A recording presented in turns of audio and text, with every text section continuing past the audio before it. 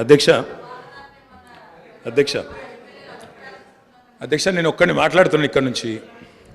ముఖ్యమంత్రి గారితో సహా 5 మంత్రులు ఇంటరప్ట్ చేస్తున్నారు. ఇదేం పద్ధతి అధ్యక్ష? ఇది అధ్యక్ష ఇది మీరు నడపాలా, హౌస్ని మీరు నడపాలా అధ్యక్ష. వారు సార్ వినండి sir. In a democracy sir we have utmost respect for you. Prasad garu, speaker garu, మీరంటే చాలా రెస్పెక్ట్ ఉంది. అధ్యక్ష the opposition in a democracy has its say and the government has its way. మేము మాట్లాడిన తర్వాత వాళ్ళకి పుష్కలంగా మైక్ ఇవ్వండి, గంటలు మాట్లాడమని నేను వద్దనట్లేదు సార్.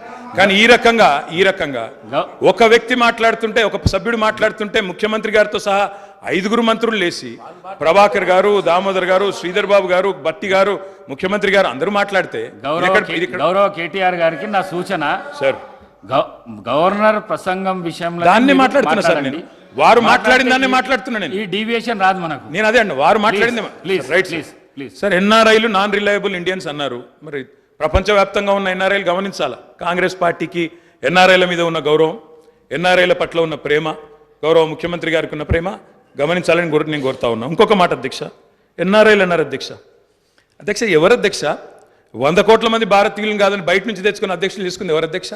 బయట దేశం వాళ్ళని తెచ్చుకున్న అధ్యక్షులు చేసుకున్న దుస్థితిలో ఉన్న కాంగ్రెస్ పార్టీ ఎన్ఆర్ఐల గురించి మాట్లాడితే ఎట్లా అధ్యక్ష? ఏదేమైనప్పటికీ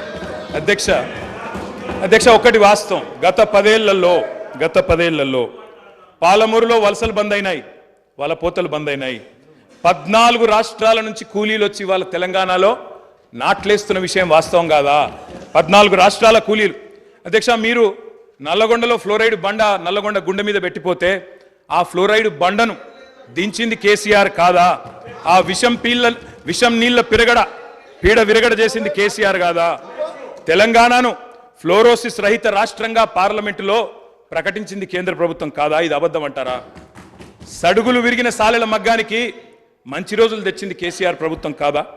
ఇవాళ నేతన్నల ఆత్మహత్యలతో సిరిసిల్లను మీరు ఉరిసిల్లగా చేస్తే దాన్ని మళ్ళీ తిరిగి సిరిశాలగా చేసింది కేసీఆర్ ప్రభుత్వం కాదా? కునారిల్లిపోయిన కుల వృత్తులకు కొత్త ఊపిరులుదింది కేసీఆర్ ప్రభుత్వం కాదా?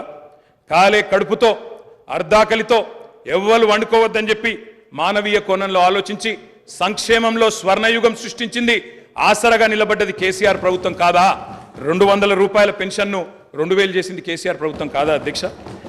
నిన్న గ్రామీణాభివృద్ధి గురించి మాట్లాడుతూ ఈ ప్రభుత్వం ప్రాపగాండాకు ఎక్కువ పెద్దపీట వేసిందన్నారు అధ్యక్ష. వాళ్ళ హయాంలో 50 ఏళ్లలో అధ్యక్ష ఒక్క గంగదేవి పల్లె చెప్పుకుందరు, ఒక అంకాపూర్ చూపెడుదురు. అది కూడా పాప మా గ్రామస్తులు చేసుకున్నారు, వీళ్ళు చేసింది ఏం లేదు. కానీ మా హయాంలో మా 10 ఏళ్లలో గర్వంగా చెప్తున్నా సార్, 3% కంటే తక్కువ జనాభా ఉన్న తెలంగాణ జాతీయ పంచాయతీ అవార్డులలో 30% అవార్డులు గెలుచుకునే విధంగా ప్రభుత్వాన్ని నడిపినాం, పల్లె ప్రగతిని చేసి చూపెట్టినాం. కావాలంటే చూసుకోవచ్చు.